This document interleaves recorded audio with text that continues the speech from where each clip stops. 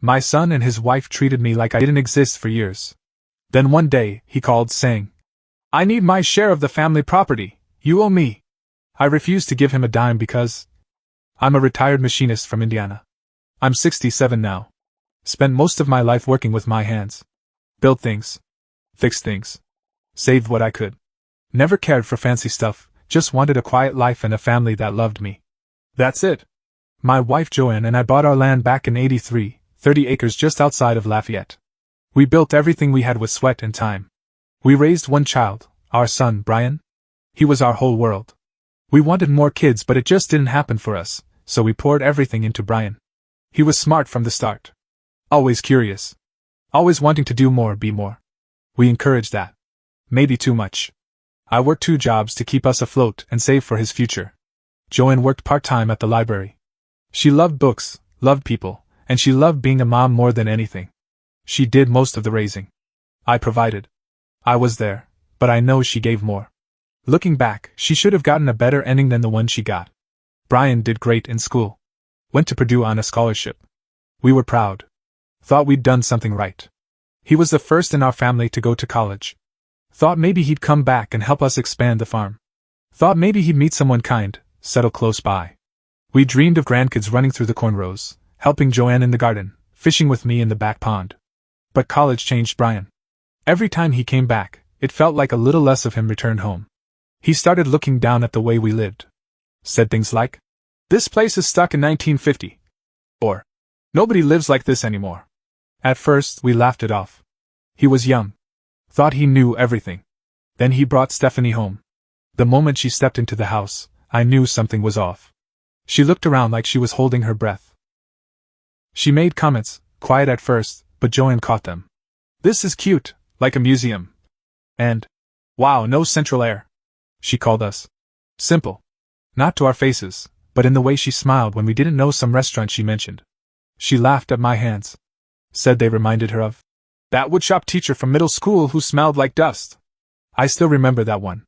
Brian didn't defend us. He laughed with her. They stayed 2 nights. That was the last time they ever slept in our home. After that visit, everything changed. Calls stopped coming. Holidays got quieter. We always sent cards, always invited them. They never came.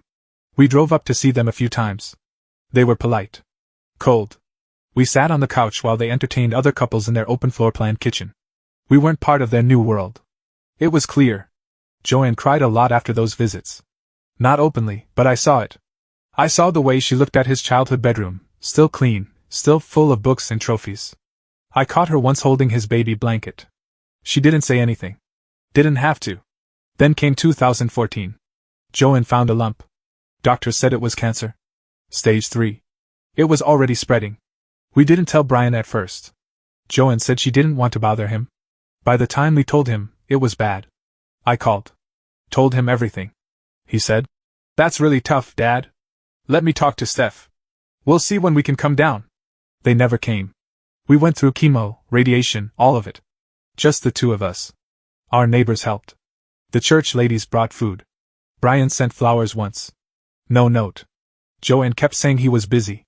I stopped correcting her. When she got near the end, she couldn't walk anymore. I carried her to the porch each morning so she could see the sun come up over the field. One morning she asked, "Do you think he'll come before it's too late?" I said, "He's on his way." He wasn't. She passed away in October 2016. I called him the same day. Left a voicemail. He didn't answer. He didn't come to the funeral. I buried her by the oak tree, like she wanted. The church was full. Her friends came. He didn't. I didn't hear from him for 4 more years. Not a call. Not a letter. Nothing. I sent birthday cards. Christmas cards. I called. All went unanswered. Eventually I stopped trying. You can only knock on a door so long before you realize no one's home. I updated my will in 2017. Joanne and I had always planned to leave the land to Brian and part to the local church for a community garden. She loved that idea. After she died, I couldn't stand the idea of him selling it off to build townhomes. So I changed the will. Gave the whole thing to the church. Every acre. Every tool. Every tractor. I signed it in front of 2 lawyers, 1 witness, and the county clerk. Notarized, filed, and official. Then one day in January 2021, I got a call from a number I didn't recognize. I picked up. "Hey, Dad, it's me. It's Brian." My heart jumped.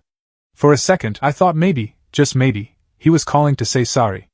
Maybe he was finally coming around. Maybe he'd changed. He hadn't. We talked for 5 minutes. He asked about the land, the house. Said he remembered playing by the creek. Acted like nothing had happened. Then he said, "So, listen. Steph and I are getting divorced. It's been messy. She's taking the house and the kids. I need cash. Fast. I need my share of the property." I sat there, holding the phone like it was poison. He kept talking. "I know Mom's gone now, and I know you guys probably left it all to me anyway. So if you could get the paperwork going, that would help me a ton." "Like, seriously?" I said nothing. Then he added, "I mean, you owe me that much, right?" That's when it clicked. He didn't call because he missed me. He didn't call because he regretted anything. He called because he thought he was entitled to the land. I told him to come down. Said we'd talk in person. Told him to bring lunch. He showed up the next morning in a BMW. Pulled into the gravel like he owned the place. Didn't even knock, just walked in. He looked older. Thinner. Tired. Wore an expensive coat and shoes that had never seen dirt. He looked at the barn and said, "Wow, still standing, huh?" Like it was a joke. I made coffee. He didn't touch it. He pulled out a folder, started showing me zoning maps, price estimates, a contact he had who could develop the back acres into weekend cabin rentals. Said the land could be worth 7 figures if we sold now. I let him finish. Let him talk himself out. Then I stood up, went to the desk, and handed him the will. He opened it. Started reading. Didn't take long for his face to fall. "This says you left it all to the church." I nodded. He stared at the paper like it was on fire. "You did this on purpose," I said. "You think 4 years of silence just disappears because you want money? You think ignoring your dying mother means nothing now?" He stood up so fast the chair fell over. "You're a selfish, bitter old man. That land is mine. It's part of my heritage. I deserve that land." I told him the land went to the only people who showed up when it mattered. He left without another word. Later that week, I got served papers. He tried to sue me for emotional damages and breach of expected inheritance. Claimed I wasn't of sound mind when I signed the will. My lawyer laughed. So did the judge. Case dismissed. He tried to contact the church next.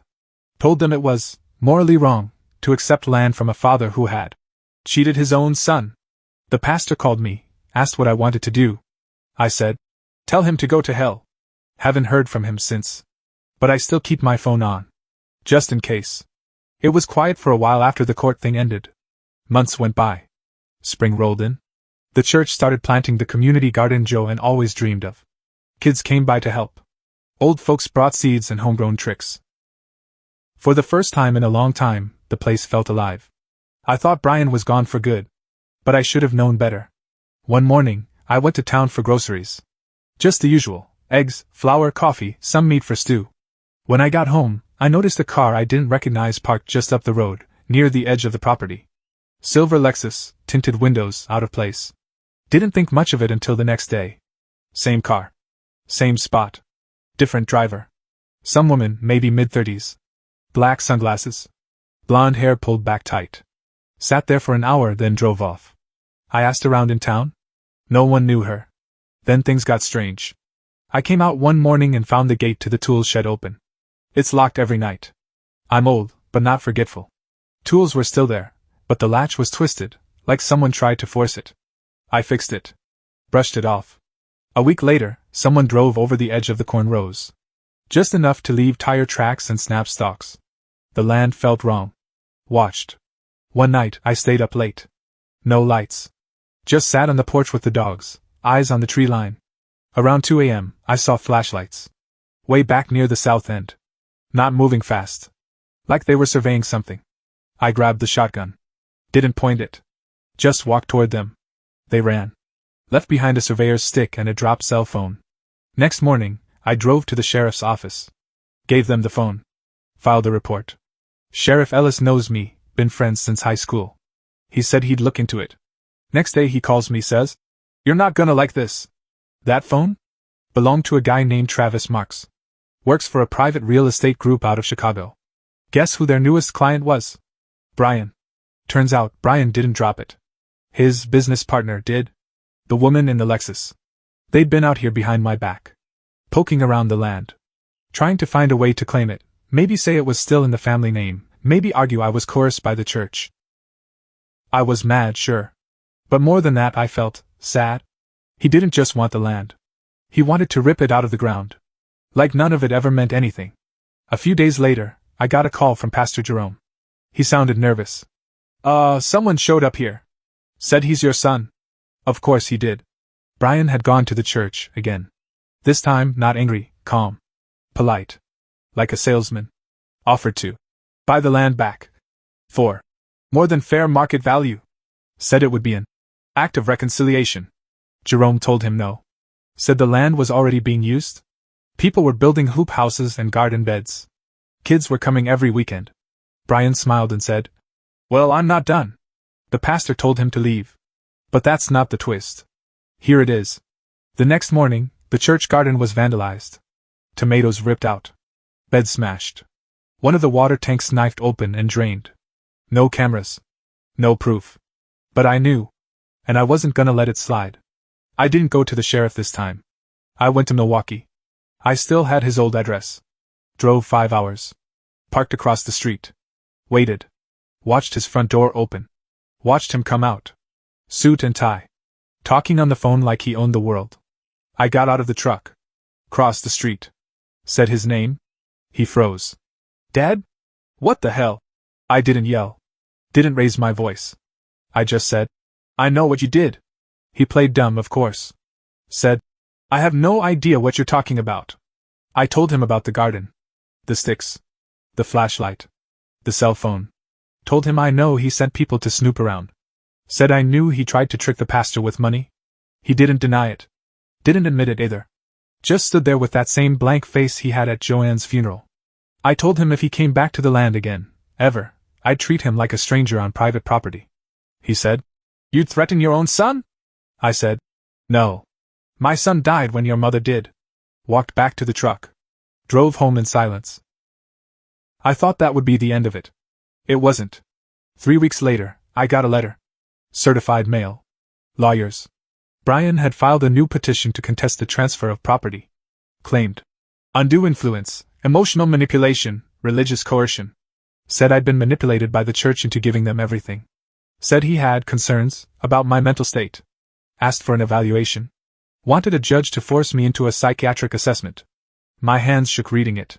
That letter sat on the table for 3 days before I even told anyone. Then I remembered what Joanne used to say when things got hard. "You plant roots by standing still. But you protect them by standing up." So I stood up. I called the best damn lawyer in town. A guy named Marcus Dale. He was expensive, but he was sharp. Used to be a bulldog in Chicago before he moved back here to take care of his aging mom. I gave him the will. The land transfer. The signed papers. Everything. He said, "We're not just gonna defend. We're going to expose." He found emails. Property records. Found out Brian had already listed part of the land in a future development proposal to an out-of-state investor. Listed my land, all while pretending to be the poor son, grieving and betrayed. Marcus said, "Let him come. We'll bury him in discovery." So we wait. And while we wait, I walk the land every morning. I pass the garden. I pass the oak tree. I talk to Joanne. And I tell her, they don't get to take this. Not while I'm still breathing. The court date was set. Brian was trying to get an emergency injunction to freeze the land transfer, claiming I wasn't mentally fit when I signed it. I had to go get a full psychiatric evaluation just to prove I wasn't crazy. I passed it, of course. The doctor asked me if I felt confused, anxious, paranoid. I laughed. Told her the only thing I'm paranoid about is lawyers in suits trying to take my wife's garden away. Marcus, my lawyer, built a thick file. Emails from Brian's real estate firm. Phone records. Pictures of the vandalized garden. Witness statements from Pastor Jerome and the church volunteers. Everything tied together in a neat little chain. Brian claimed he just wanted his share, but had already started trying to sell what wasn't his, and when that didn't work, he tried to break it. But then, out of nowhere, something changed. Marcus called me late one night. "You're not gonna like this," he said. Brian had a new angle. He brought in someone else, someone named Tina Marks. Said she was my cousin's daughter. claimed she had part ownership of the land through family lineage, and that she never agreed to the transfer to the church. I had to sit down. I hadn't heard that name in 30 years. Tina's dad, Gerald, was my cousin from down near Evansville. We used to fish together when we were kids. He'd fallen out with the family over money, no surprise. Last I heard, he was running some kind of shady construction company. Had a heart attack back in '99. I never knew he had a daughter. But apparently he did. And apparently she'd been convinced by Brian that she was entitled to a portion of the land too. Some nonsense about her being heir to the extended estate. Brian brought her in as a co-plaintiff. Said we illegally cut out bloodline heirs from their share. Marcus wasn't rattled. But I was. I asked him, "Can they really do that?" He said, "They can try. But she's not in the will. Never was. And unless you signed over part of your land to Gerald before he died, which you didn't, they've got nothing." Still, the pressure was on. Then I got a call from Sheriff Ellis again. More damage. This time it wasn't the garden. It was the well. Someone had dumped a bag of cement mixed into the open well line at the back of the property. Ruined the pump. Cost the church thousands to replace. Took 3 days just to clean it out. Pastor Jerome nearly cried when he called me. Said, "What kind of person does something like this?" I didn't answer. I already knew. Then came the worst part. 2 nights later, someone threw a brick through my living room window. Wrapped in a grocery bag. Inside was a single sheet of paper. A picture of Joanne's grave. Fresh boot prints in the snow around it. I don't think I've ever known anger like that. Not in Vietnam, not in any fight I ever had. This was different. This was hollow and cold and deep. This was someone standing on the memory of the woman I loved and spitting on it. I called Marcus. I called Ellis. I called nobody else. Then I did something I hadn't done in a long time. I pulled the old hunting camera out of the basement. Set it up at 3 spots around the land. Put another in the oak tree, pointed at Joanne's headstone. Didn't tell anyone. Didn't sleep much either. Then came the footage. 5 days later, I pulled the SD cards and watched. There he was. Brian. Middle of the night. Alone. Wearing a hoodie, moving through the trees like a damn thief. Shining a flashlight around the house, around the barn. Went up to the back porch. Tried the door. It was locked. Thank God. He walked around, kicked a flower pot, and left. I sent the footage to Marcus. He forwarded it to Ellis. Then something wild happened. Ellis called back and said, "You'll want to sit down." They'd found out Brian had used Tina Mark's identity on multiple real estate filings in different states. Tina? She was real. But she had no clue what was going on. She wasn't part of the lawsuit. Brian had forged her involvement. Used her name and claimed to represent her. When police contacted her, she was confused and angry. Said she hadn't talked to any of the family in 20 years. She filed a report. Now Brian wasn't just facing civil court.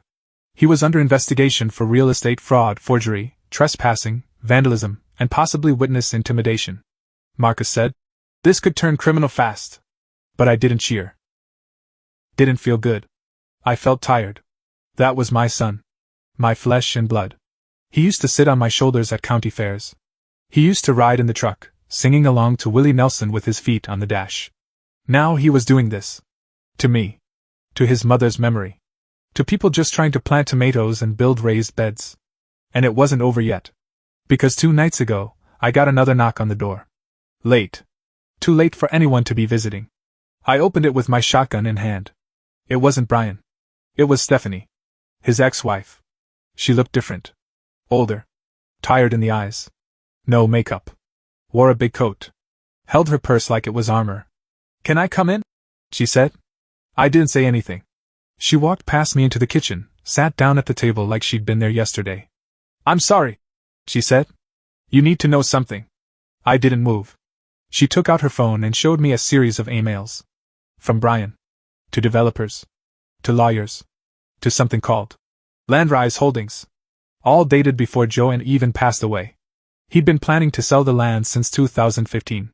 She said, "He told me once, if your wife died, the first thing he'd do is free up the equity in the dirt." I thought he was just talking big. But he wasn't. I sat down. She continued, "He used to brag that you were too old and stubborn to keep up. Said eventually he'd wear you down." She paused. "He's sick, you know. Not like ill. Just rotten inside now. All that ambition turned him into something else. And he's dragging everyone down with him. I asked her why she was telling me this now. She looked me dead in the eyes and said, "Because he told my daughter, your granddaughter, that you were dead. That you abandoned him. And that your land used to be his until some cult stole it." My heart dropped. "I didn't even know I had a granddaughter," Stephanie said. "Her name's Lily. She's 6. She likes worms. She wants to be a scientist." She showed me a picture. Little girl in rain boots, holding a frog, grinning ear to ear. My blood. My family. Out there. And she didn't even know my name.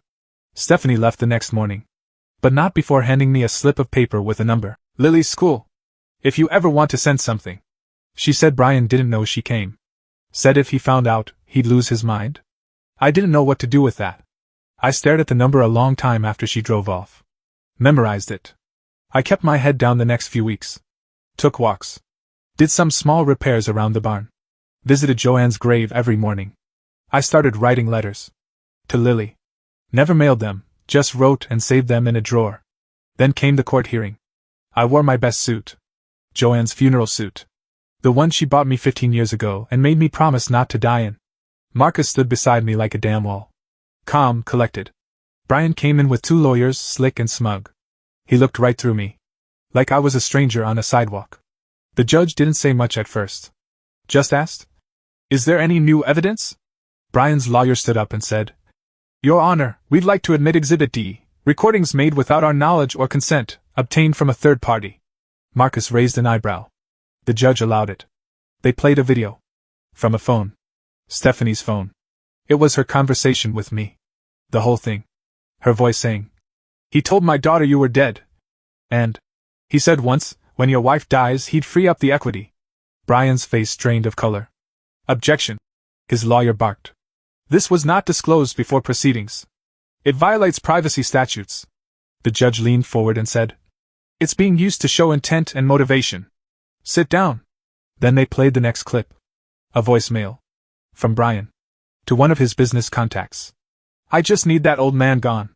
One way or another, I'm getting that land. The church is just a middle step. Trust me." The courtroom went cold. No one spoke for a full 30 seconds. Even his lawyer looked shaken.